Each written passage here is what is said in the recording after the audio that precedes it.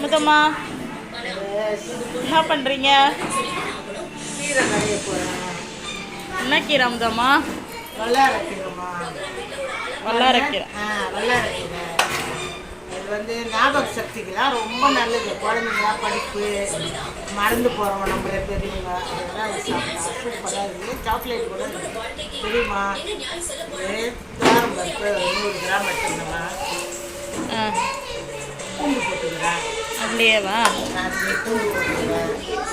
கொஞ்சம் மஞ்சள் தூள். என்ன நானும் ஒரு 3 மிளகா தான் போட்டுருக்கேன். நாங்கள் கீரை கம்மியாக இருக்குது அதில் 3 மிளகா போட்டுருக்கேன். சரி சரி. ஒரு வெங்காயம், தக்காளி 2 சரி போட்டுட்டு இந்த கீரை போட்டு அவிச்சிட்டோம்னா நல்லா கடைஞ்சிட்டு கடுகு உளுத்தம்பருப்புலாம் போட்டு தாளித்து 2